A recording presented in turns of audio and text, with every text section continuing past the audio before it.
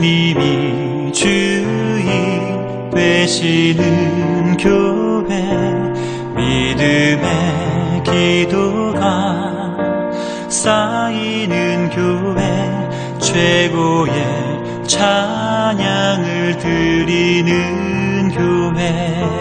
말씀이 살아 움직이는 교회, 성도의 사랑이 넘치는 교회, 섬김과 헌신이 기쁨이 되어 열매 맺는 아름다운 교회.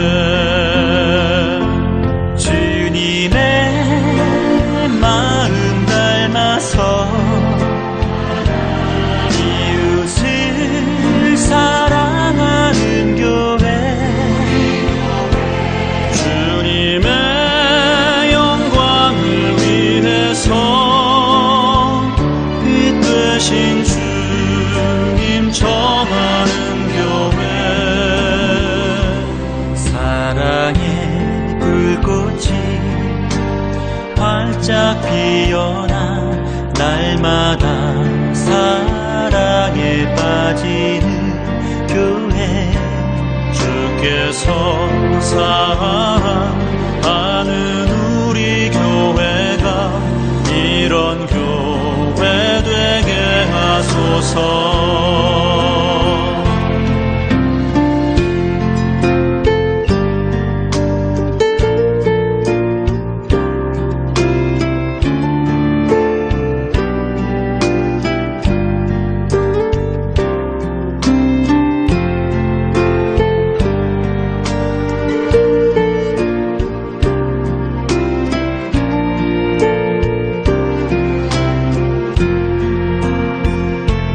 말씀이 살아 움직이는 교회, 성도의 사랑이 넘치는 교회, 섬김과 헌신이 기쁨이 되어 열매 맺는 아름다운 교회.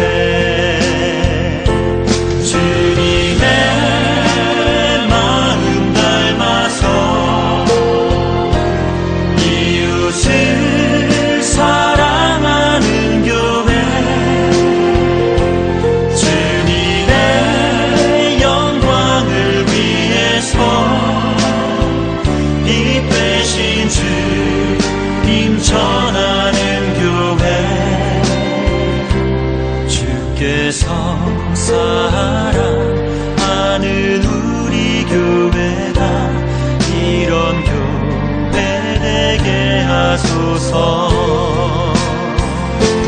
주님의 마음 닮아서 이웃을 사랑하는 교회,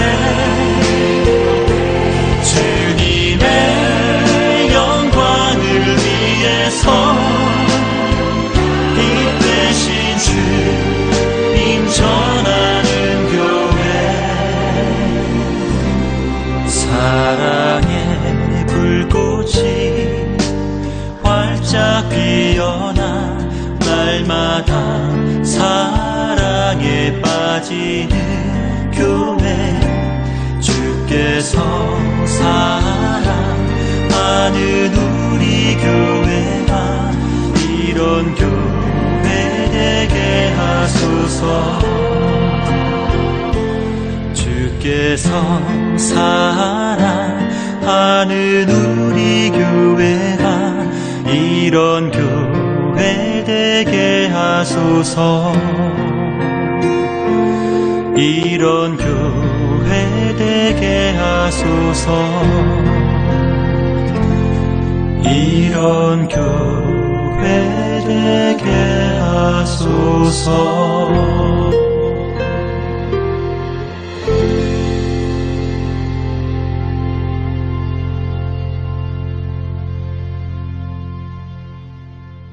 다 같이 경건한 마음으로 묵도하심으로 주일낮 예배를 드리겠습니다.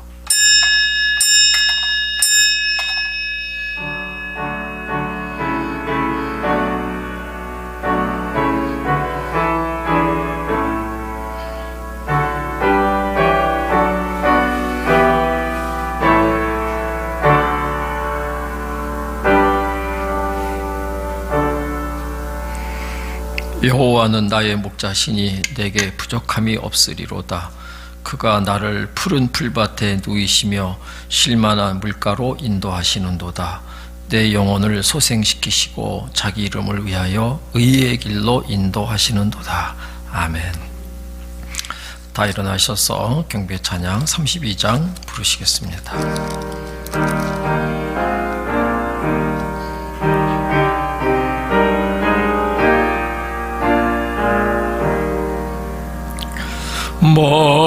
만유의 주제 존귀하신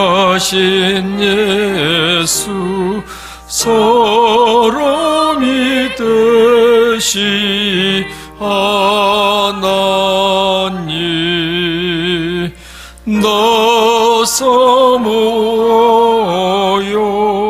영원히 섬기 내 영광 되시 주로다.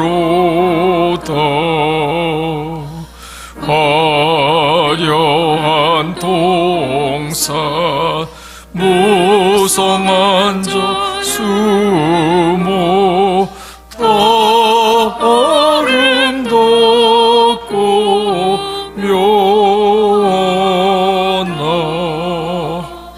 선전한 예수 더 아름다워 봄 같은 기쁨 주시네. 광명한 해와 명랑한 저 달빛 수많은 별들 빛나나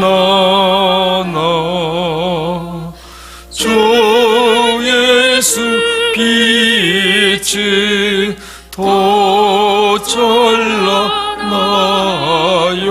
참 비교할 수 없도다.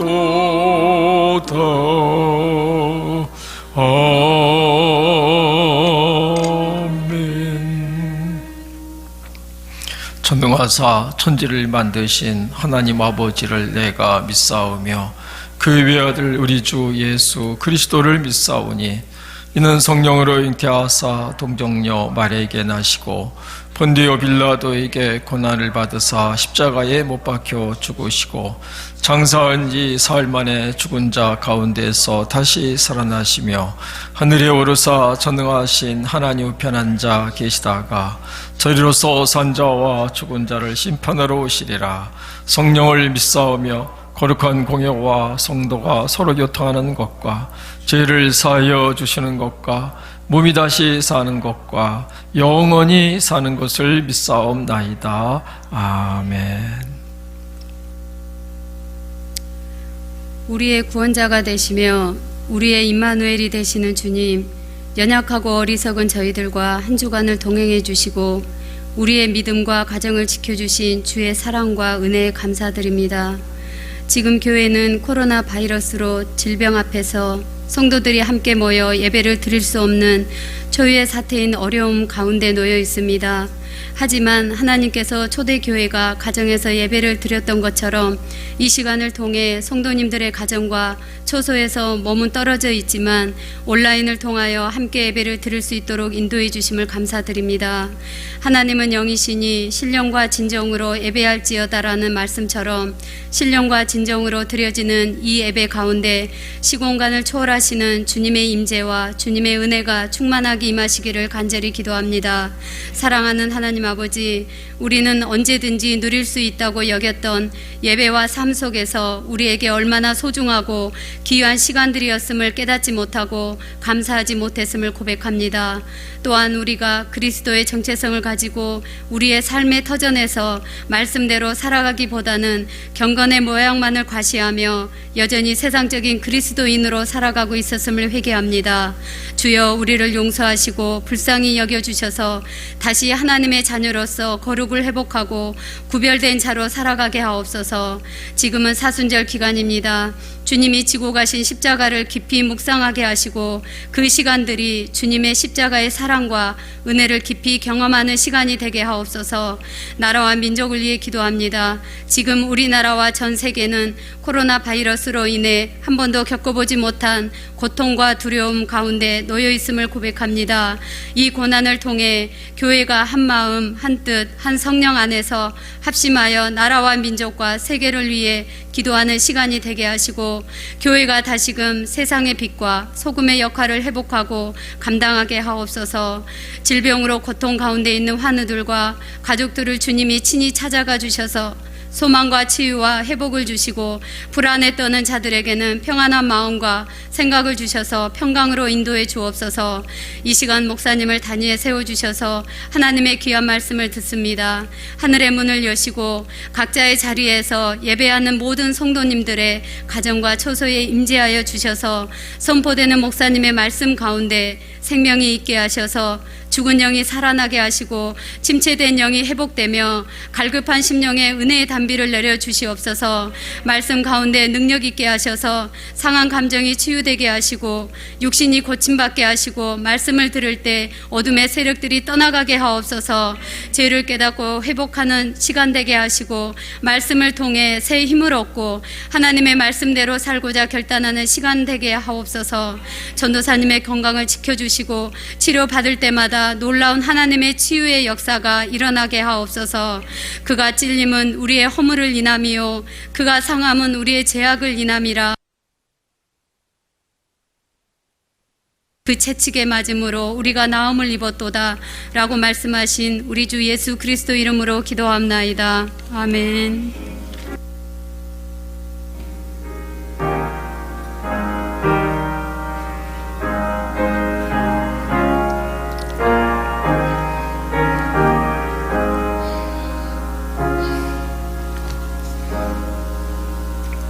이 시간에는 준비하신 예물을 정성껏 봉헌하시겠습니다.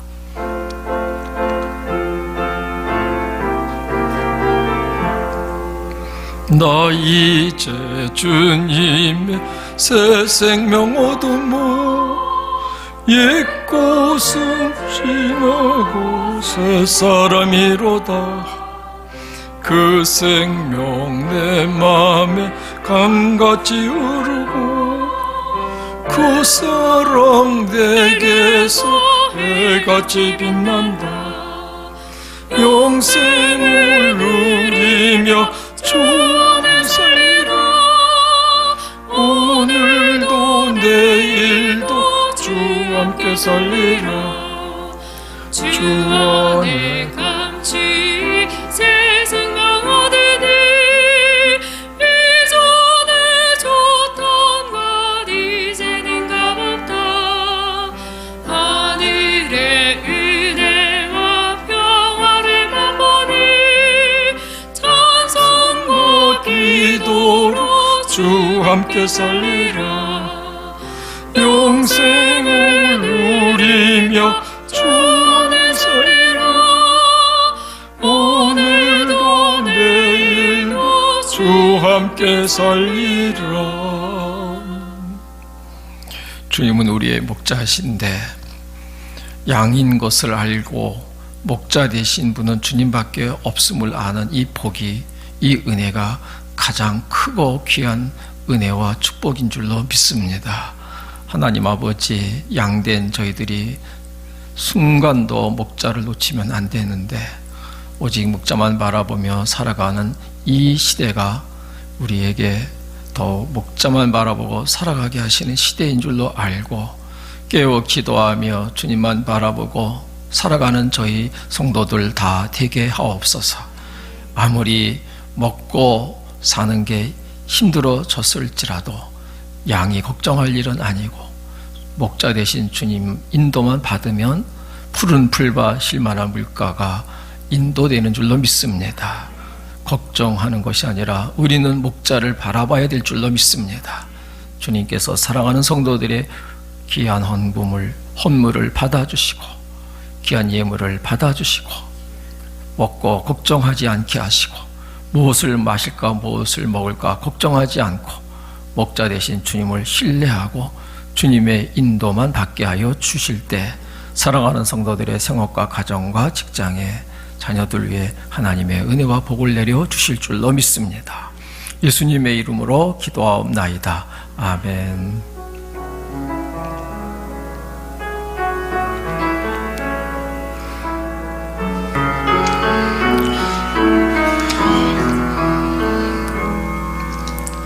네, 성도의 교제 시간입니다.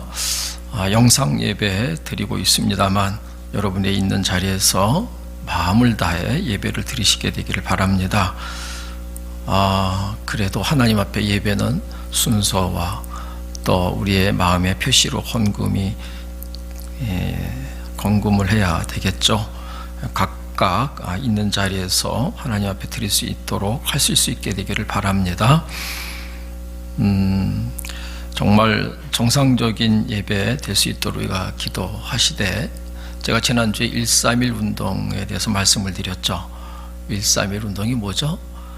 하루에 3번, 오전 10시, 오후 3시, 오후 10시 1분씩 기도하자는 것입니다. 우리 다 같이 그렇게 기도하는 운동을 좀 계속 펼쳐주시길 바랍니다. 공동체 의식을 더 느끼게 될 것이고 하나님이 우리 교회 은혜를 주실 거라고 믿고요. 다음 주일은 종료주일입니다. 또 고난주간이 시작이 되는데 4월 첫째 주 하나님의 은혜로 예배를 드릴 수 있도록 여러분들이 기도해 주시고, 고난주간 특별 새벽기도도 하고 싶은데 본당에서 할 생각인데 여러분들이 그렇게 할 수 있게끔 기도해 주시면 감사하겠습니다. 하나님의 말씀 봅니다. 시편 23편입니다.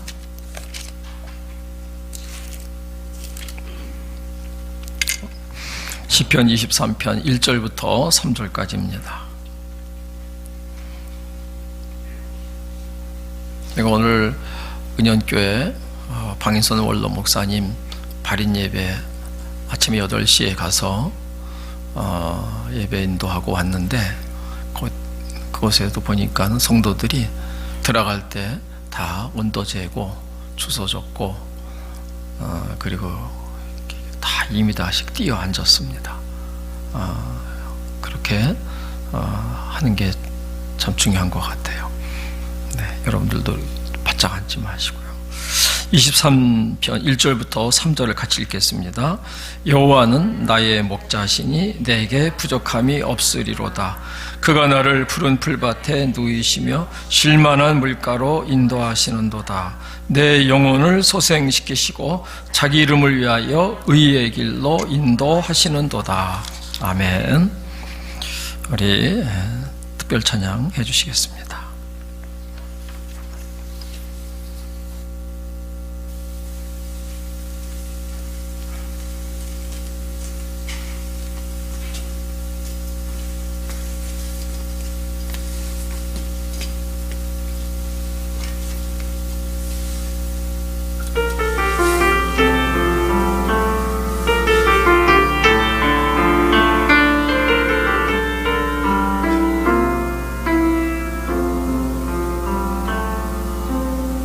세상을 살아가는 동안에 나의 힘을 의지할 수 없으니 기도하고 낙심하지 말 것을 주께서 참 소망이 되심이라. 주의 길을 걸어가는 동안에 세상에 거두지할 수 없으니 감사하고 낙심하지 말 것을 주께서 참 기쁨이 되심이라. 하나님의 꿈이 나의 비전이 되고 예수님의 성품이 나의 인격이 되고 성령님의 권능이 나의 능력이 되길 원하고 바라고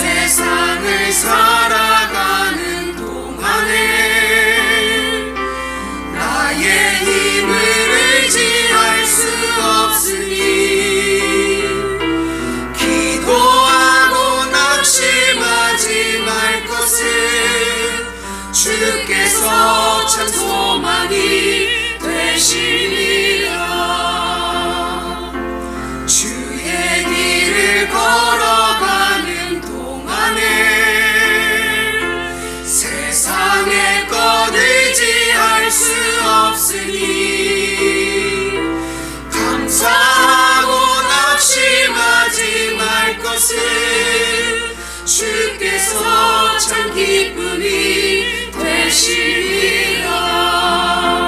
하나님의 꿈이 나의 비전이 되고 예수님의 성품이 나의 인격이 되고 성령님의 권능이 나의 능력이 되길 원하고 바라고 기도합니다. 원하고 바라고 기도합니다.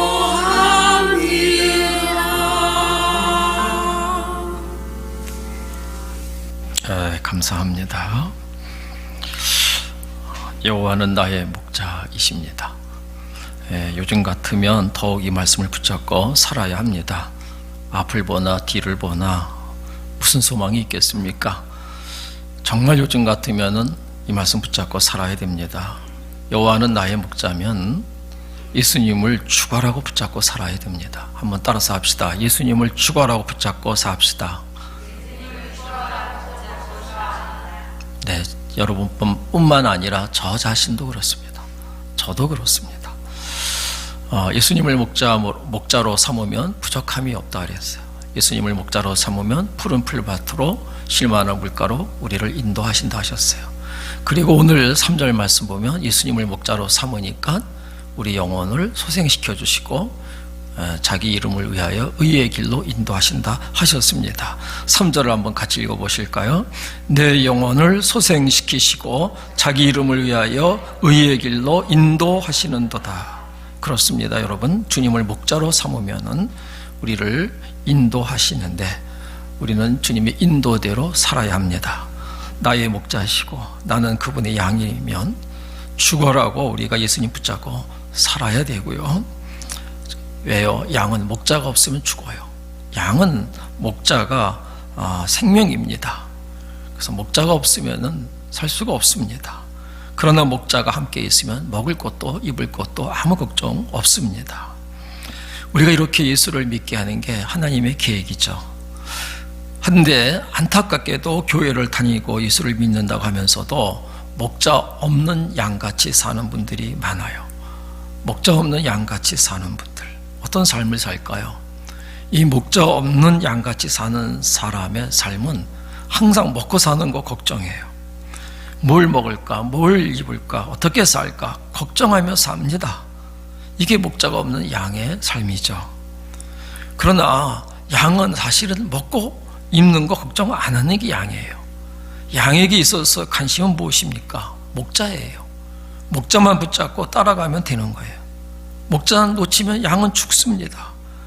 그러나 목자가 같이 있으면 먹고 사는 거 걱정이 안 돼요. 푸른 초장 실만한 물가로 알아서 인도해 주실 건데요. 여러분, 정말 예수님이 여러분의 목자이십니까? 정말 죽기 살기로 붙잡고 사시겠어요? 그럼 예수님의 인도만 받으셔야 됩니다. 주님 인도대로 살아야 돼요. 근데 주님은 나를 어디로 인도하신다고요? 의의 길로 인도하신다 그랬어요. 문제는 주님이 나를 의의 길로 인도하시는데 정작 목자로 삼는다고 말을 하면서 안 가겠다고 버티는 양들이 있죠. 목자는 의의 길로 이끌려고 하시는데 안 가고 버틴다는 거예요. 내가 강해서 그렇죠. 내가 강해서. 근데 주님은 우리를 의의 길로 인도하신다는 것은 그게 살 길이기 때문에 그런 거예요. 살 길이기 때문에. 근데 우리 마음이 참 간사하죠. 그러면서도 의의 길로 가기를 원하면서도 실제적으로 보면 성공의 길로 가기를 더 원해요. 그 머릿속에는 계속 성공, 이 먹고 사는 것으로 가득 차 있어요. 어떻게 하면 돈을 잘 벌지? 어떻게 하면 집을 사지? 어떻게 하면 성공할 수 있지? 성공으로 마음이 꽉 차 있어요. 사실 목자가 없는 사람입니다. 목자가 없는 양의 모습이죠. 자기 스스로 어떻게 해보려고 하잖아요. 그건 의의 길로 가고자 하는 욕구가 없는 거예요. 뭐 욕구가 설사 좀 있어도 갈 수 있는 방법도 모르고요. 여러분, 예수님은 우리를 성공의 길로 인도하지를 않고 의의 길로 인도하신다 그랬어요. 의의 길로. 이 점을 분명하게 마음에 새기셔야 됩니다. 우리가 계속 성공의 길로 예수를 믿으면서도 가고자 하려고 하면 마음이 혼란스러워집니다. 어떤 땐 예수님에 대해서도 막 화를 낼 때도 있어요. 뭐 하시는 거냐고, 왜 응답해 주시지 않느냐고, 주님이 나와 함께 계시는 것이 사실이냐고 막 주님께 화를 내는 분들도 있어요. 왜 그래요? 자기가 원하는 성공의 길로 주님이 인도를 하시질 않기 때문에 그렇거든요. 여러분, 주님이 인도하는 길은 의의 길이에요. 그걸 알고 나면 주님이 인도하심이 이해가 돼요. 왜 연단 주시는지 알게 되고요, 왜 응답을 미루시는지를 알게 되잖아요. 요즘엔 속도에 사람들이 점점 미쳐가고 있는 것 같아요. 빠른 게 제일이에요. 하루 지나고 나면 더 빠른 게 나오잖아요. 휴대폰도 그렇고 인터넷도 그렇고 뭐 차도 그렇고 모든 게 다 속도 전쟁입니다. 다시 말하면 우리 마음속에는요, 좀 더 누구보다 빨리 가고 싶은 이 성공에 대한 열망으로 꽉 차 있어요.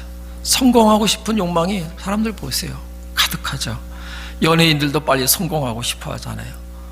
사실 어느 날 갑자기 텔레비 봤다가 미스터 트롯이라는 걸 알게 됐어요. 그 이명웅이 1등 했더군요. 여러분 뭐 모르는 척 표정 관리해봐야 다 알잖아요. 그 사람은 3달 만에 성공한 사람이더라고. 보니까 3달 만에 성공을 했어요. 참 엄청 빨라요. 조심해야 될 사람이에요. 그래서 아이들도 빨리 하여튼간 성공을 원하고, 또 하여튼간 돈 벌고 싶고 성공하고 싶어 합니다. 장사하는 사람도 빨리 돈 벌고 싶어 합니다. 다 그래요. 네, 여러분 한번 생각을 해 보십시오. 여러분, 속도가 빨라진 것만큼 행복해졌습니까? 휴대폰이 빨라지니까 더 행복해집니까? 전혀 그렇지가 않아요. 하나님은 속도에 별로 관심이 없어요. 하지만 우리는 빠르질 않으시니 답답한 거죠. 심지어 뭐 하나님 왜 그렇게 느려 터지시냐고, 내 속은 이렇게 좀 타는데 하나님 왜 그렇게 빨리 응답 안 하시느냐고 답답해 죽겠네요. 그런데 속도에 관심이 없었어요. 여러분, 하나님께서 이스라엘 백성들을 애굽에서 구원해 내셨죠. 그리고 가나안 땅에 들어가게 해주시겠다고 하셨어요. 그런데 이왕이면 좀 빨리 들여보내주시면 얼마나 좋을까요? 그래야 하나님이시죠. 근데 여러분, 애굽에서 가나안까지 얼마 걸려요? 뭐 한 일주일 정도 걸린다고 봅시다. 그러면 하나님이 인도하셨으니 하루나 이틀 만에 들어가게 해주셔야죠. 그래 하나님이시지. 갑자기 광야에 고속도로를 만들어 가지고 들어가도록 해주셔야 되잖아요. 그런 하나님, 그게 하나님 아니십니까? 근데 광야길이 얼마나 걸렸어요? 40년 걸렸어요. 하나님 자존심 상할 만한 일 아닙니까? 우리가 하나님 맞아요 이렇게 할 만하지 않습니까? 근데 왜 그러셨어요? 왜 그래요? 하나님 능력이 없어서 그러나요? 하나님 속도에 관심이 없어서 그런가요? 여러분, 우리가 예수 믿고 하나님에 대해서 이해를 못하고 답답하다고 또 화까지 날 수가 있다고 한다면 그건 하나님 몰라서 그래. 제대로 아셔야 됩니다. 제대로. 하나님 속도에 별로 관심이 없다는 거예요. 내 마음은 빨리 경제적으로 뭐 자립하고 빨리 돈 벌고 빨리 장사하고 잘 되고 승진하고 뭐 학위도 따보고 뭐 그런데 하나님은 관심이 없으세요. 여러분, 성경을 읽어보시면요, 하나님은 빠른 것에 대해서 관심이 별로 없어요. 그럼 하나님이 관심 갖는 게 뭘까요? 하나님의 관심은 이스라엘 백성들이요, 그 가나안 땅에 들어갈 때 준비돼서 들어가길 원하세요. 하나님 백성답게 준비돼서 들어가길 원하는 거예요. 그래서 40년 광야 걸린 거예요. 이스라엘 백성들 400년 종살이 했죠. 그 종살이 하면서 노예 근성이 꽉 차 있었어요. 그냥 들어가면 안 돼요. 40년을 광야 생활을 하게 하신 거예요. 하나님의 백성으로, 거룩한 하나님의 자녀로 준비돼 가지고 가나안 땅에 들어가기를 원하셨던 것이죠. 여러분, 하나님이 저도 그렇고 여러분들도 그렇게 인도를 하세요. 하나님의 관심은 성공이 아니란 말이에요. 그러니까 우리가 좋은 집에 살고 좋은 차 사고 뭐 성공하는 거 죄송하지만 하나님 관심이 아니에요. 실망하셨나요? 어쩔 수 없습니다. 그게 사실이니까. 좀 듣기 부담스러운 말씀이라도 정확하게 좀 들으셨으면 좋겠어요. 하나님은 여러분들이 성공하는 거 별로 관심이 없어요. 하나님은 여러분들이 의로운 사람이 되는 것에 관심이 있어요.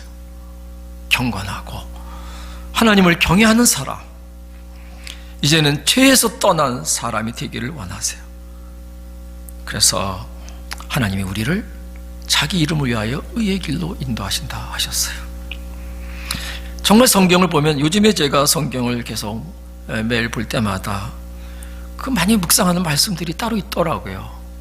제가 요즘에 많이 묵상하면서 저에게 정말 필요한 말씀이구나, 이런 말씀들을 제가 두 절만 찾아보면 요한일서 2장 1절에 보니까 나의 자녀들아 내가 이것을 너에게 쓰면 너희로 죄를 범하지 않게 하려 함이라.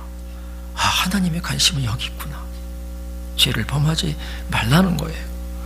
요한일서 3장 9절 10절에 하나님께로부터 난 자마다 죄를 짓지 아니하나니 이는 하나님의 씨가 그의 속에 거함이요 그도 범죄하지 못하는 것은 하나님께로부터 났음이라. 이러므로 하나님의 자녀들과 마귀의 자녀들이 드러나나니 무릇 의를 행하지 아니하는 자나 또는 그 형제를 사랑하지 아니하는 자는 하나님께 속하지 아니하느니라. 그러니까 죄를 짓지 말라는 거죠.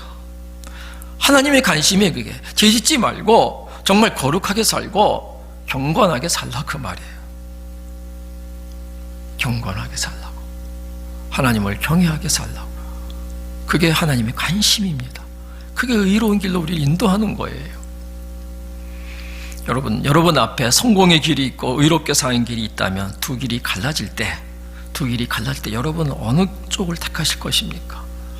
사실 우리는 하루에도 몇 번씩 그 선택의 기로에 서 있을 때가 있어요. 여러분들은 그 성공의 길을 포기하고 의로운 길을 택하실 수 있나요? 그렇게 준비되셨나요? 아마 이 설교가 여러분에게 준비 아직 안 된 가운데 속에서 전해진다고 한다면 설교 끝날 때쯤 돼서 준비됐으면 좋겠어요. 결단하기 어려우면 30분 설교 뒤에 끝나고 나서 준비하시고 결단할 수 있으면 좋겠습니다. 그래도 아직도 뭐 내가 여러분 중 그럴 수도 있잖아요. 내가 정말 그 길을 갈 수 있을까? 내가 성공을 포기하고 의로운 길로 그 길을 내가 정말 갈 수 있을까? 그 길을 붙잡을 수 있을까? 어려운 일 같아. 뭐 그런 분들이 있으실 것입니다. 이유가 있죠. 이유가 있어요. 그것은 진짜 생명의 길을 모르면 그렇습니다. 진짜 생명의 길, 살 길을 모르면 그렇게 되는 거예요. 그래서 우리 예수님이 마태복음 7장 13절 14절에 귀한 말씀 주셨잖아요. 좁은 문으로 들어가라. 좁은 문으로 들어가라. 멸망으로 인도하는 문은 크고 그 길이 넓어 그리로 들어가는 자가 많고, 멸망으로 인도하는 문은 넓고 많이 들어가요. 그러나 생명으로 인도하는 문은 좁고 길이 협착하여 찾는 자가 적음이라. 그 생명의 문으로 들어가려면 생명의 길을 알아야 되는 거예요. 그 좁은 길이에요. 근데 사람들은 여러분 보면 다 미쳐가고 있죠. 성공을 향해서 물밀듯이 밀려갑니다. 돈 벌고 집 사고 좋은 차 사고 사람들 앞에 좀 행세도 좀 해보고 성공을 해야 되겠다. 넓은 길에 미쳐가고 있어요. 다 넓은 길로 갑니다. 정신 놓으면 안 돼요. 정신줄 놓으면 안 됩니다. 그 길은 멸망으로 가는 길입니다. 힘쓰라 그랬잖아요. 좁은 문으로 들어가기를 힘쓰라. 그 길로 가는 자는 많지 않다고 하셨어요. 그러나 생명길입니다. 사는 길이에요. 사는 길. 여러분, 이 세상에 고생하면서도 의롭게 살기를 원하고 성공을 포기하고 하나님 앞에 경건한 사람 되기를 원하는 사람이 몇 사람이나 될까요? 몇이나 되겠어요? 예수 믿는다고 하면서도 다 그렇게 살질 않더라고요. 그러니 정신 똑바로 차리셔야 할 줄로 압니다. 어느 길이 사는 길인가 분별하셔야 돼요. 억지로는 의의 길 못 갑니다. 생명의 길인 줄 알아야 가는 거예요. 그러니까 영안이 열려야 됩니다. 오늘 말씀을 보니까 의의 길로 인도하시는도다 말씀하시기 전에 뭐라고 그랬죠? 내 영혼을 소생시키신다 이렇게 말씀하셨어요. 먼저 내 영혼을 소생시킨다는 거예요. 내 영혼이 살아나야 돼요. 내 영혼이 열려야 돼요. 이 육신의 눈, 또 이성적인 눈, 그것도 있지만 중요한 거는 영적인 눈이 열려, 영적인 감각이 살아나야 돼요. 그럼 어떻게 돼요? 영생이 있음을 더 알게 되고, 하나님 계신도 알게 되고, 지옥도 알게 되고, 천국도 있음을 알게 되고, 심판도 있음을 알게 됩니다. 그러면 성공의 길 가라 그래도 안 가요. 의의 길 가는 거예요. 갈등할 일이 없어요. 기쁨으로 의의 길을 갈 수가 있어요.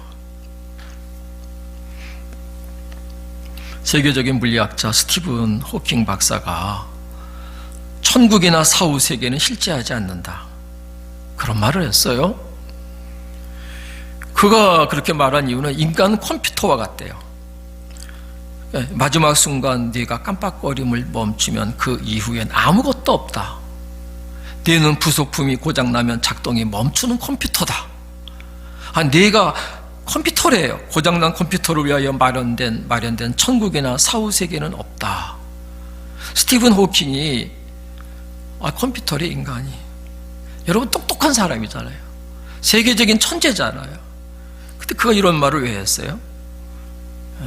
맞죠? 컴퓨터에 무슨 사후 세계가 있겠습니까? 근데 스티븐 호킹이 그렇게 말한 이유는 영혼이 죽어 있어서 그래요. 도무지 영적인 세계를 그가 알 길이 없는 거죠. 천국이 없다는 말이 얼마나 무서운 말인지 아십니까? 천국이 없다? 우리가 사는 이 세상은 그대로 지옥이 됩니다. 왜 고생스럽게 의로운 길을 가야 해요? 왜 손해보면서도 옳은 삶을 살아야 돼요? 천국도 없는데, 지옥도 없는데, 하나님도 안 계신데, 심판도 없는데, 육신이 이끄는 대로 살면 되는 거고, 본능에 충실하면 되는 거지.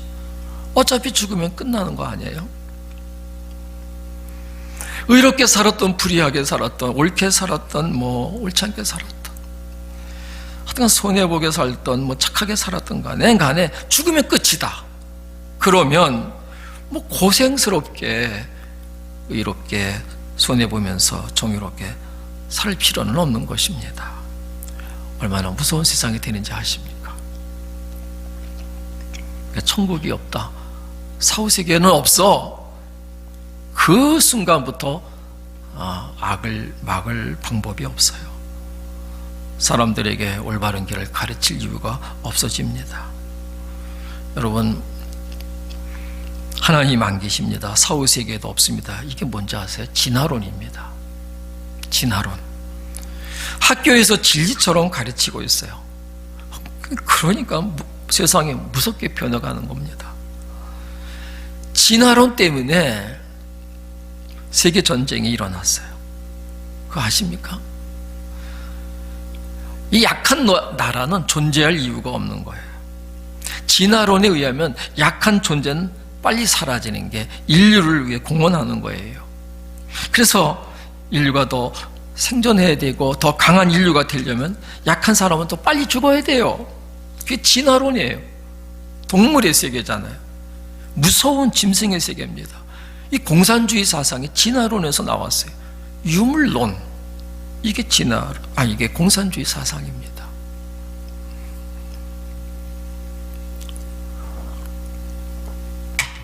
여러분, 하나님이 계시고 천국이 있고 지옥이 있고 심판이 있다는 거, 이걸 우리가 믿습니다. 이것이 이 세상을 그래도 행복한 사회가 만드는 기초가 되는 것입니다.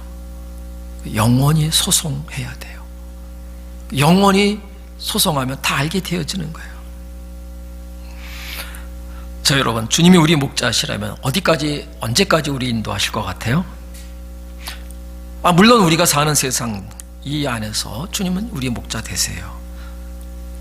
장사하면 돈을 잘 벌게 해주시고 싶어 하시고요. 집도 좋은 집을 살게 해주시고 싶어 하시고, 차도 좋은 차도 타게 해주시고, 음식도 좋은 음식을 먹게 해주시고, 자녀들도 길이 잘 열리게 해주시고, 시집장가도 잘 가게 해주시고, 다 우리 주님, 목자 되신 주님의 사실은 관심 갖는 일인 맞아요. 그러나 여러분, 만약에 그것뿐이라면요, 주님이 나의 목자라는 게 거기까지라고 한다면 어떻게 될까요? 그 다음엔 어차피 나이 들게 되지 않아요? 은퇴하게 돼요. 그럼 그 다음 주님 우리를 어디로 인도하는 거예요? 나이도 늙었어요. 은퇴했어요. 이제 뭐 할 게 없잖아요. 뭐 성공을 해서 살 것도 없어요.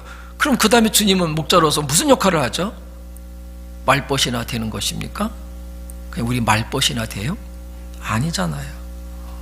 주님의 관심은 그래서 이 세상에서 잘 먹고 잘 사는 데만 있는 게 아니시더라고요. 여러분, 우리 주님이 우리 인도하는 거는요, 하나님 나라까지입니다. 제가 오늘 은연교회 우리 고방희석 목사님 한 번도 뵙지 못했지만 그분 유족들과 성도들 앞에서 제가 감리사이기 때문에 설교를 하면서 그런 얘기를 사실 했죠. 주님이 우리 고인을 어떻게 인도하셨겠어요? 하나님 나라까지 인도하시지 않았겠습니까? 세상이 전부가 아니니까요. 정말 이끌고 우리를 가려고 하는 그 하나님의 나라, 영원한 하나님의 나라에까지 인도하시는 분이십니다. 그 하나님의 나라, 어떤 사람이 들어가요? 세상에서 성공한 사람이 먼저 들어간다면 성공을 해야 되겠죠. 하나님의 나라는 그런 사람 들어가지 않아요. 거룩한 사람, 의로운 사람, 하나님의 나라 백성이 되기 위해 준비된 사람, 그 사람만 들어갑니다. 그래서 예수님께서 우리를 성공의 길이 아니라 의의 길로 인도하시는 거예요. 섭섭하신가요? 그게 진짜 사는 길이거든요. 그게 진짜 사는 길이에요. 나보다 나를 더 잘 아시는 주님이, 나보다 나를 더 사랑하시는 주님이 내가 무엇이 필요한지 너무 잘 아시니까 우리를 성공의 길로 인도하시기보다는 의의 길로 인도하신다는 거예요. 그 주님이 나의 목자시라는 걸 감사하십시오. 아마 우리나라가, 아니 우리 모두가 주님의 인도받는 대로 의의 길로 갔다면 달라졌겠죠. 내가 달라지고 이 나라도 달라지고. 벌써 한 달째 주일 예배 저희가 드리지 못하고 있죠. 또 어느 교회들 이렇게 보면은 주일 예배는 목숨 걸고 드려야 된다서 또 주일 예배를 또 드리더라고요. 물론 뭐 성도들이 다 오지는 않는다고 합니다. 근데 지금도 뭐 오늘도 보니까는 만민중앙교회가 또 뭐 확진자가 나왔다. 그렇게 또 해서 또 교회가 또 코로나19에 또 온상지처럼 보여지고 있어요. 안타깝죠. 세상 사람들은 뭐 보면 댓글 같은 데 보면 신천지나 뭐 기독교와 똑같이 여기고요. 제발 좀 말 좀 들으라고 그래요. 요즘엔 제 마음에 내 이웃을 내 몸과 같이 사랑하라는 말씀이 자꾸 그래서 들어오더라고요.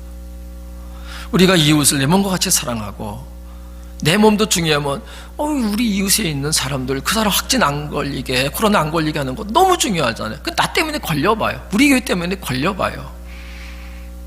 그 생각을 해봤어요. 만일 우리나라 온 교회가 하나도 빠짐없이 예배를 한번 멈추고, 그렇다고 해서 예배 멈춘다고 우리 핍박받는 건 아니잖아요. 오늘 이렇게처럼 우리가 예배를 드리고 영상에서 예배를 드리고 얼마든지 우리는 예배를 드릴 수 있습니다. 근데 형식에 너무 치우치는 것 같아요. 그래서 그대로 했다면, 단 한 사람의 확진자도 교회 안에서 안 나왔다고 한다면 세상의 교회를 그러면 어떻게 볼까? 이런 기회가 세상의 우리 교회를 보는 그런 새롭게 볼 수 있는 기회로 삼을 수 있지는 않을까, 이런 생각을 하면서 아쉬움이 많아요. 앞으로 우리가 어떻게 전도를 해야 될지 지금 앞이 캄캄합니다. 사실은 신천지 때문에도 그렇고 이런저런 일 때문에 마음이 아파요. 사랑하는 여러분, 중요한 것은 목자 되신 주님 양으로서 주님의 인도만을 받으십시다. 예수님의 인도만을 받으시길 바랍니다. 그러면 변화되는 건 내가 변화되고 세상도 변화시킬 수가 있을 것입니다. 저 히브리서 12장 14절 말씀을 같이 한번 읽어봤으면 좋겠어요. 여기 나오나요? 아니구나. 히브리서 12장 14절, 모든 사람과 더불어 화평함과 거룩함을 따르라. 이것이 없이는 아무도 주를 보지 못하리라. 모든 사람과 더불어 화평함과 거룩함을 쫓으라. 그러니까 우리가 주님이 우리 안에서 우리를 어떻게 인도하시는지 잘 내적인 음성을 좀 들을 줄 알아야 돼요. 주님이 뭐라고 하신다고요? 모든 사람과 더불어 화평하고 또 거룩한 사람이 되기를 원하는 주님의 음성이 우리 안에서 있어요. 이거 무시하면 안 되잖아요. 큰일 납니다. 덮어버리면 안 됩니다. 우리는 내 안에서 들려주시는 주님의 음성을 따라 사는 자가 되어져야 의의 길로 갈 수가 있는 것입니다. 여러분, 우리가 인생 살아갈 때 때로는 사람이 이해가 안 되고 내가 이해가 안 되고 하나님이 이해가 안 될 때가 있잖아요. 왜 그런지 아세요? 왜 하나님이 이해가 안 될까요? 내 인생이 왜 이해가 안 될까요? 지금 말씀 제가 드린 대로 성공의 관점으로 문제를 풀어보려고 하기 때문에 그래요. 성공의 관점으로 문제를 풀어보려고 하니까. 그러다 보니까 열등감에 빠지고 좌절감에 빠지고 낙심에 빠지고 하나님에 대해서 원망도 하고 하나님이 믿어지지가 않아요. 성공이란 열쇠로 내 인생의 문제를 풀어보려고 하니까 하나같이 풀리는 게 없어요. 열리는 게 없어요. 그런데 여러분, 아니다. 하나님이 나를 의로운 사람으로 만들려고 죄 안 짓고 하나님을 경외하는 사람으로 만들어 가시려고 하는구나. 여러분, 이 관점을 가지고 이 진리를 가지고 한번 문제를 풀어보세요. 안 풀릴 게 어디가 있어요? 나를 더 경건하게, 하나님만 더 의지하게, 하나님을 경외하는 정말 사람으로 나를 만들려고 하시는 거구나. 답 나오죠? 답이 나와요, 다 이렇게. 제가 존경하는 목사님이 그러더라고요. 자신 신학교 때 그 찬송가 있죠. 부름받아 나서니면 어디든지 가오리다. 신학생들이 제일 많이 불러야 될 노래거든요. 근데 찬송을 부르질 못했대요. 이유는 하나입니다. 목사가 되어도 앞으로 목사가 될 건데 성공하고 싶은 목사가 되고 싶은 거예요. 양심적인 분이죠. 여러분, 목사도 성공이라는 것에 마음이 사로잡히면 아무리 주님이 그렇게 말씀하고 찬송을 이렇게 그게 마음에서 찬송이 안 나와요. 순종이 안 돼요. 성공하는 목사가 되려고 하는데 어떻게 악을골짝 빈들에도 가오리다. 갈 수가 있나요? 가면 안 되지. 그렇잖아요. 성공을 하려고 하면은. 여러분, 성공의 마음을 뺏겨버리면 내 목자가 안 돼요. 주님은 내 목자 아니에요. 주님이 끄는 대로 못 갑니다. 언젠간 주님과 헤어져요. 주님은 우리를 의의 길로 인도하십니다. 근데 나는 성공하고 싶어요. 그럼 갈라져야 하나. 그러니까 주님과 인사해야죠. 그동안 너무 행복했습니다. 행복했다면 갈라지지도 않지. 제 길은 이 길이 아닙니다. 저 성공하고 싶어요. 돈 벌고 싶어요. 떵떵거리고 살고 싶어요. 주님이 가시는 그 길 내게는 너무 어려워요. 그리고 안녕히 가세요. 그리고 여러분, 그럴 겁니까?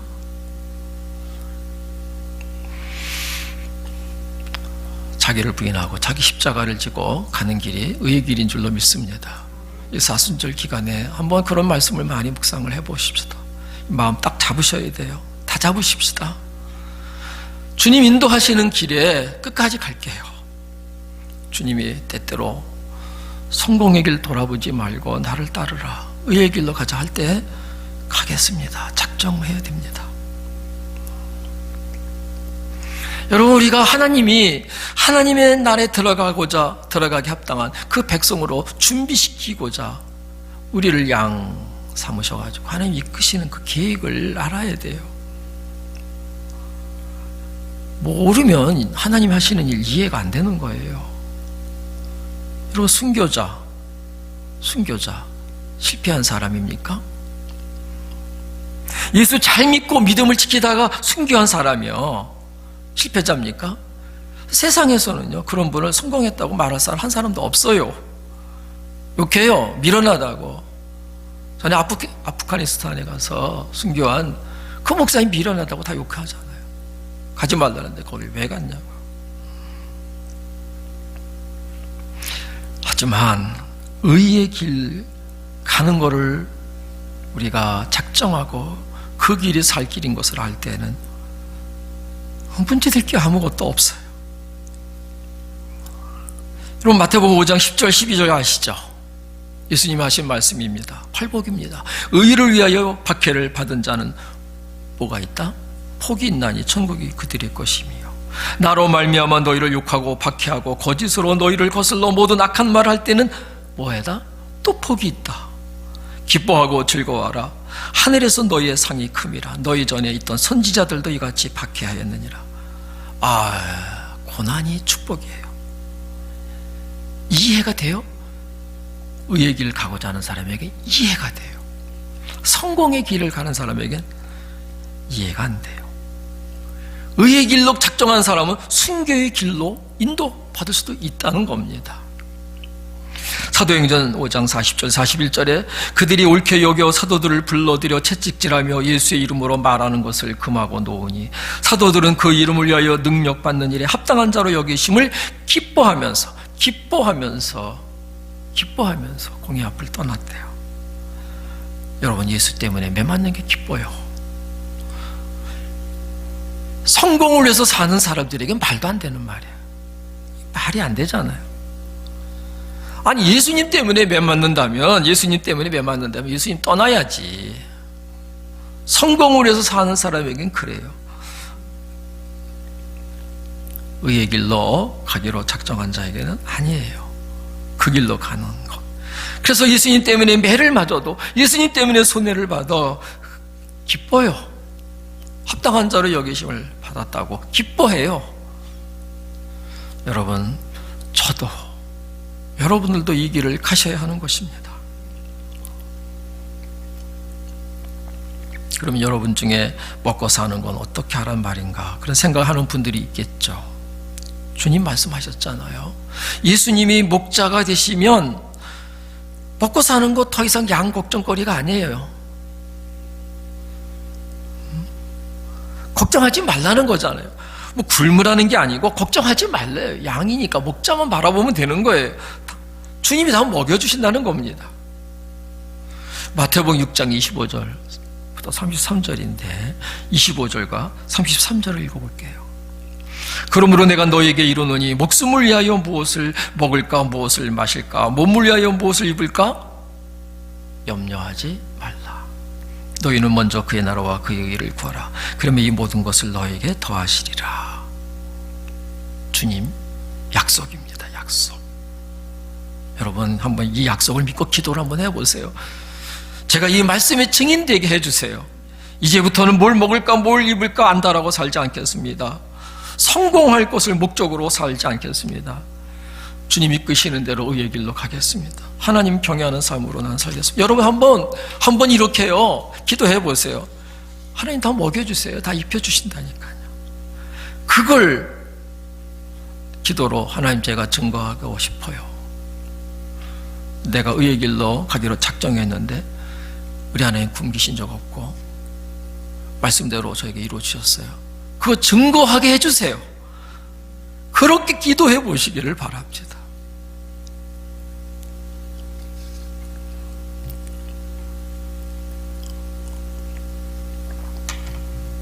여러분 우리 문제는 내가 금그릇이냐 은그릇이냐가 아니잖아요. 관심 들 곳은 깨끗한 그릇이냐 합니다. 어떤 그릇이 되어야 할 것인지에 대해서 어떤 그릇이냐에 대해서 연연할 건 아닙니다. 우리 주님이 우리 쓰실 때 깨끗한 그릇인 것만 보고 쓰십니다. 디모데후서 2장 20절 21절에 큰 집에는 큰 그릇과 은그릇뿐 아니라 나무 그릇과 질그릇도 있어 귀하게 쓰는 것도 있고 천하게 쓰는 것도 있나니 그러므로 누구든지 이런 것에서 자기를 깨끗하게 하면 귀하게 쓰는 그릇이 되어 주 안에 주인의 쓰심에 합당하며 모든 선한 일에 준비함이 될 것이다 그랬어요. 어떤 그릇이 되는 거가 중요한 게 아니라 깨끗한 그릇이냐가 중요합니다. 깨끗하면 쓰셔요. 주님이 쓰세요. 여러분 능력이 없으신가요? 학교를 제대로 못 나오셨나요? 가진 게 없나요? 인물이 부족한가요? 걱정하지 마십시오. 전혀 걱정할 게 아니에요. 왜요? 일부러라도 우리 하나님은 그런 사람 택하셔서 쓰신다고 하셨어요. 우리 고린도전서 1장 27절 28절에 그러나 하나님께서 세상에 미련한 것들을 택하사, 뭘 택하사? 미련한 것들을, 지혜 있는 자들을 부끄럽게 하려 하시고 세상에 약한 것들을 택하사, 뭘 택하사? 약한 것들을 택하사 강한 것들을 부끄럽게 하려 하시며 하나님께서 세상에 천한 것들과 멸시받는 것들을 택하사, 천한 것들과 멸시받는 것을 택하셔서 있는 것들을 피하려 하셨다 그랬습니다. 왜 그러실까요? 주님이 직접 하시는 거죠. 주님이 다 하실 건데 뭐 우리 능력 있고 없고가 상관이 없는 겁니다. 우리가 할 일은 예수님만 죽어라고 붙잡고 살면 되는 겁니다. 그럼 약한 것이 오히려 더 놀라운 증거가 되는 것입니다.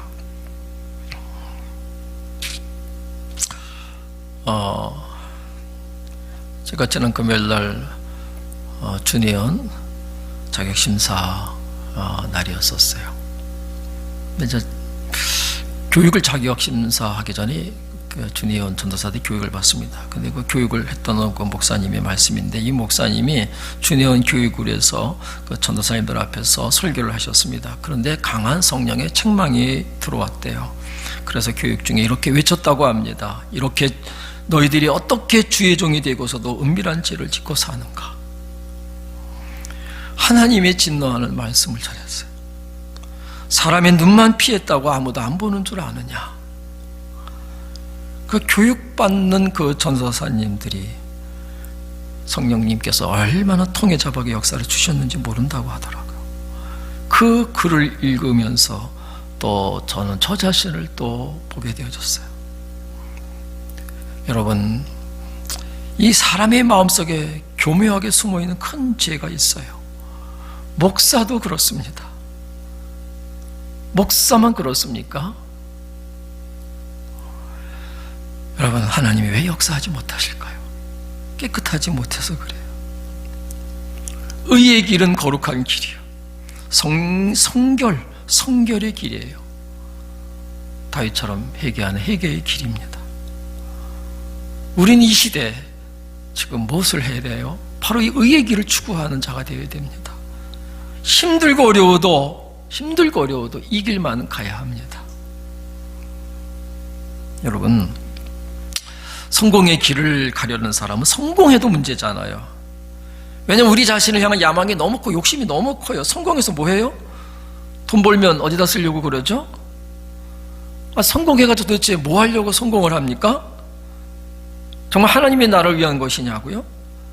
보면은 안 그래요. 돈을 많이 벌면 많을수록 죄는 더 크게 짓고, 하나님이 높은 자리로 올려놓으면 올려놓을수록 더 큰 죄가 드러나니까 기가 막힌 노릇이죠. 그 이로운 길로 가는 사람이 아니면 성공은 오히려 하나님의 이름을 먹칠합니다. 거룩하고 경건한 사람이 아니면 소위 성공했다는 사람이 더 하나님의 이름을 먹칠하는 겁니다. 그래서 오늘 참 이 말씀은 저나 여러분이 얼마나 귀한 말씀인지 몰라요.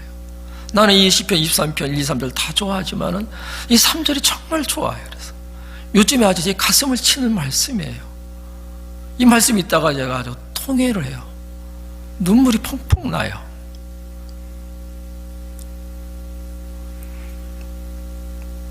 여러분, 마음을 정하셔야 합니다.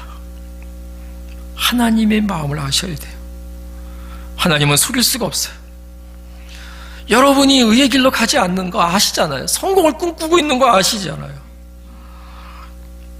근데 여러분, 이제 작정해보고 하나님 앞에 나 올바른 사람, 나 하나님께 죄 안 짓고 이제는 하나님을 경외하는 게 내 인생의 목표입니다 해보세요. 내 마음을 아신 하나님, 여러분이 그렇게 목표를 정하시고 가시면은요, 하나님이 어떻게 하실지를 경험하게 될 것입니다.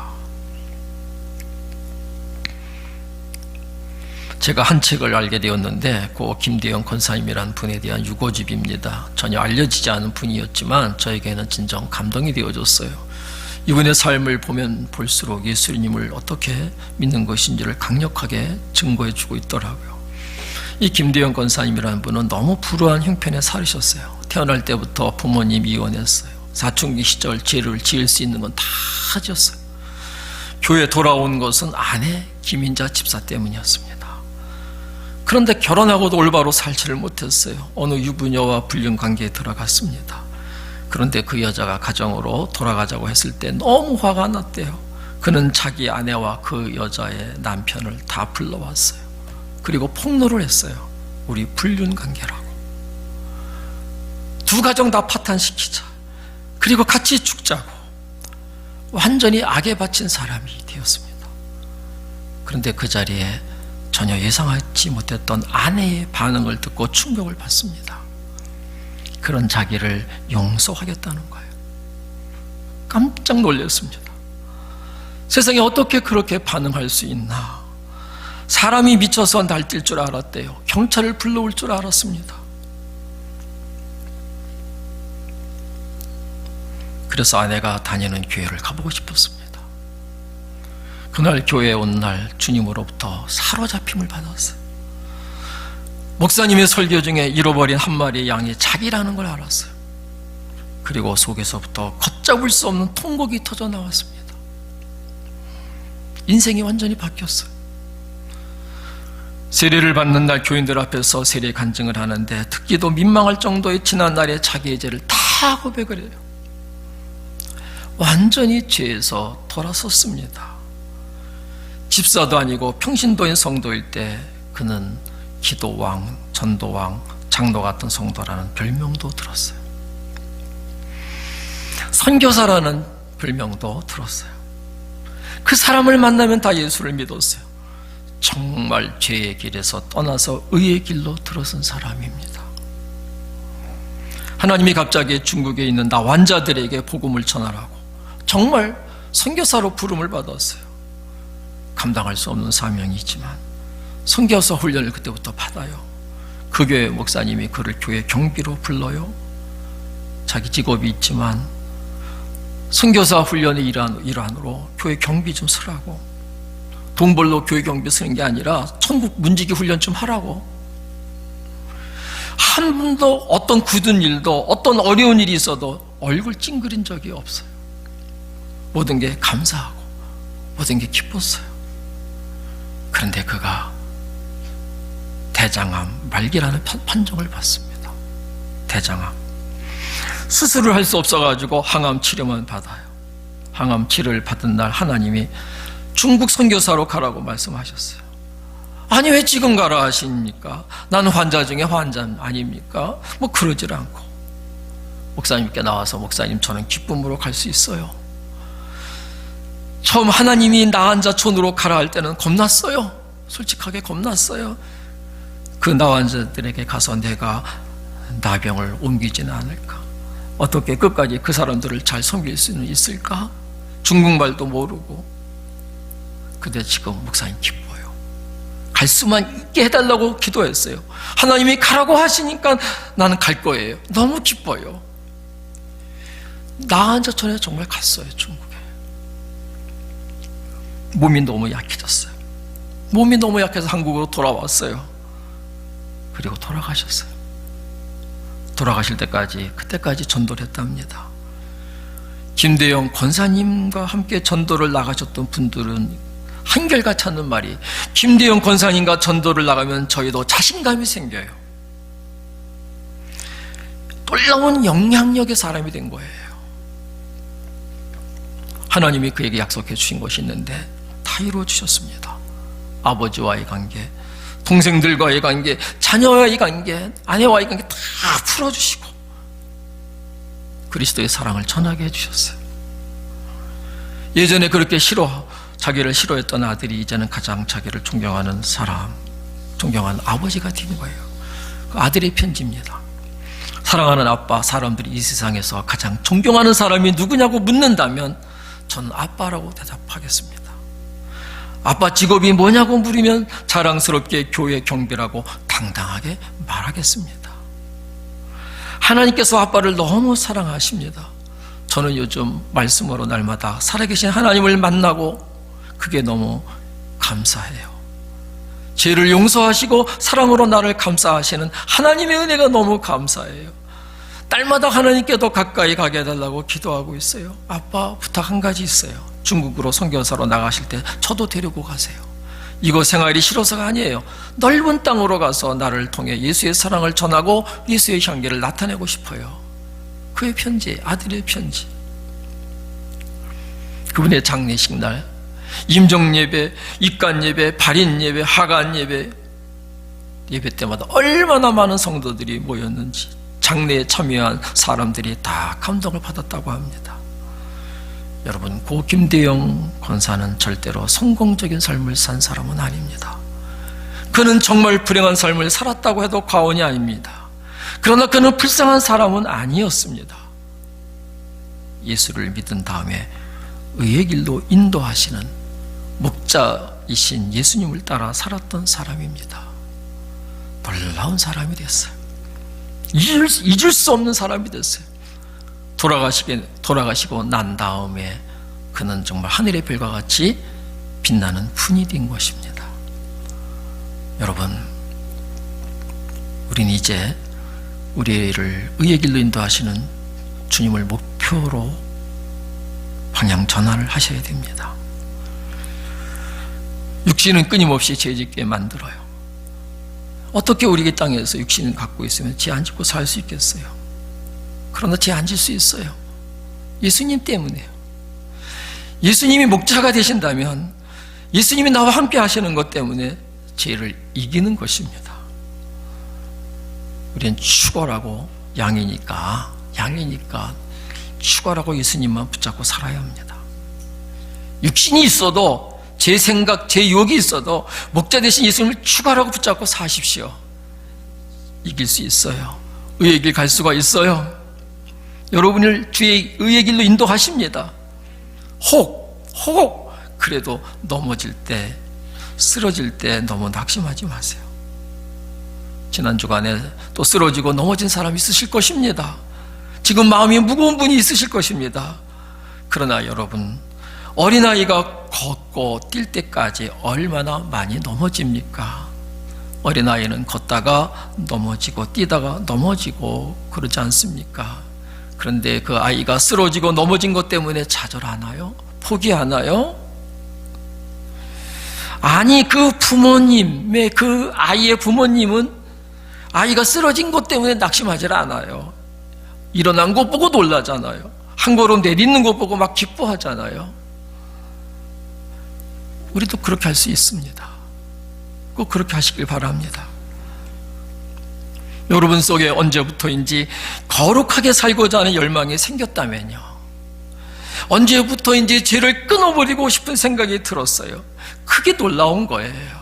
그게 성령의 역사예요. 기뻐하셔요. 다시 일어나세요. 반드시 의의 길로 당당하게 걷는 여러분이 되실 것입니다. 주님께서 여러분을 인도하시는 것을 다 경험하실 것입니다. 우리 주님, 여러분의 목자입니다. 목자. 주님만 축월하고 붙잡고 살아갑시다. 그 길이 사는 길이에요. 의의 길입니다. 사실 한 달 동안 주일 예배 제가 드리지 못하면서 마치 여러분들이 목자 없는 양처럼 살면 어떨까 늘 걱정되고 기도하면서 이 시편 23편의 말씀을 가지고 같이 이 한 달 동안 은혜를 나누게 된 것입니다.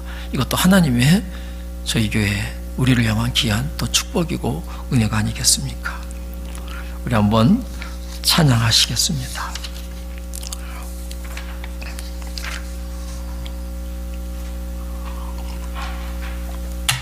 일어나 걸으라. 같이 한번 찬양할까요?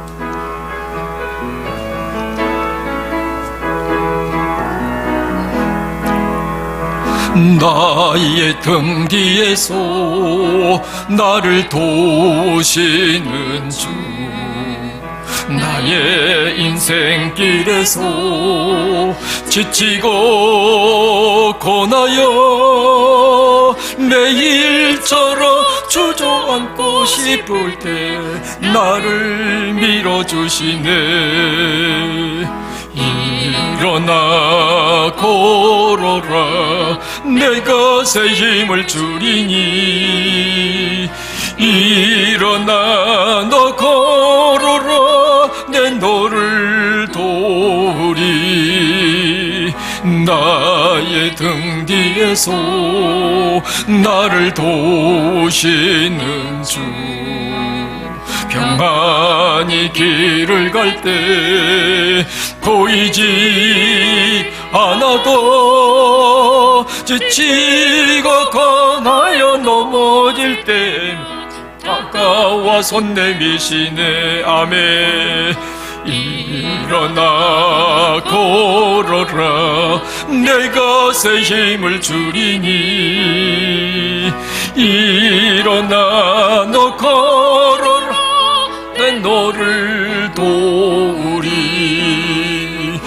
나의 등 뒤에서 나를 도우시는 주 때때로 뒤돌아보며 여전히 계신 줄 안전한 미소로 바라보시며 나를 재촉하시네 아멘 일어나 걸어라 내가 새 힘을 주리니 일어나 너 걸어라 내 너를 자기 이름을 한번 불러보십시다 너야 일어나라 주께서 새 힘 주리니 일어나 너 걸어라 내 너를 도우리 오늘 이 시간에 하나님 우리 자신 양으로 삼아주셔서 목자 되신 주님이 인도하시니 감사합니다. 그동안에 혹시 내가 의의 길보다는 성공 길을 원했고 좁은 길 생명의 길인데도 모르고 좁은 길보다는 넓은 길 멸망의 길로 가기를 원했다면 오늘 시간에 말씀 듣고 방향 전환하기를 원합니다. 하나님을 경외하며 살고 싶습니다. 죄 안 짓고 살고 싶습니다.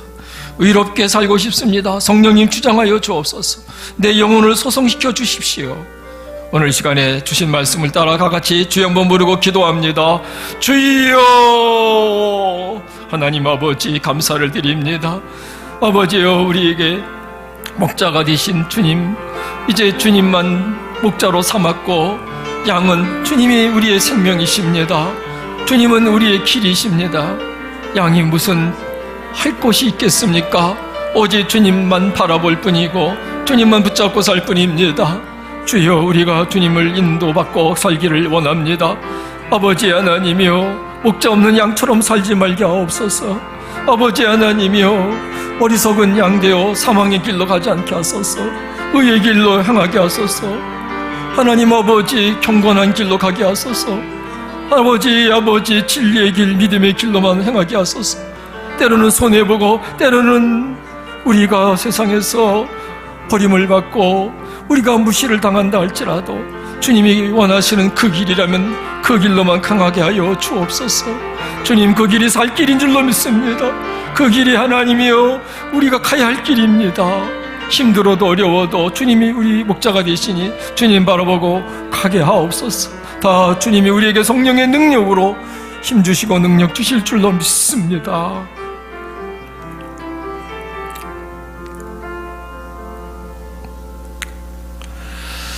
다 일어나셔서 주기도 문송하고 축도하시겠습니다.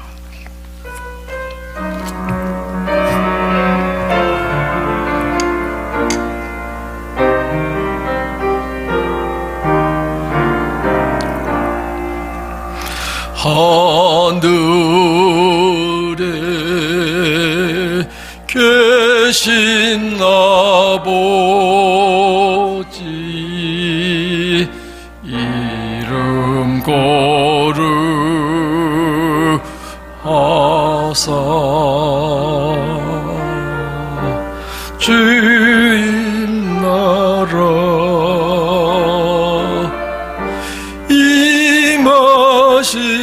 임하시고 뜻이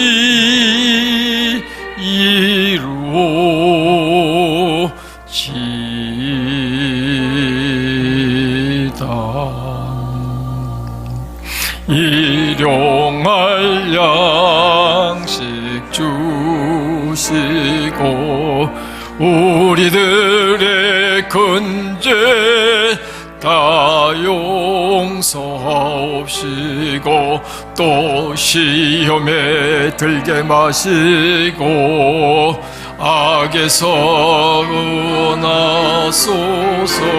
대개 주의 나라 주의 권세 주의 영광 영원히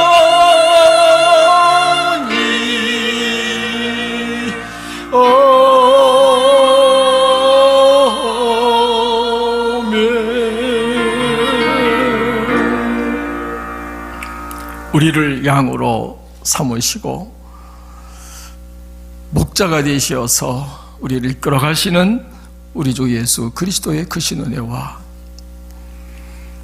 양을 위해서 목숨을 버리기까지 목자로서의 양을 위한 그 사랑을 보여주신 아버지 하나님의 만극하신 사랑하심과 의의 길로 가고자 마음 먹고 주님 바라보고 따라갈 때 그 길 능히 가게 하시고 살게 하시고 저 천국까지 인도하시는 성령님의 역사하심이 오늘 이 영상 예배에 참석한 모든 사랑하는 우리 가련중앙의 가족들과 또 이 자리에 참석하여 예배드리는 성도들 위해 이제부터 영원토록 함께 하시기를 간절히 축원하옵나이다. 아멘.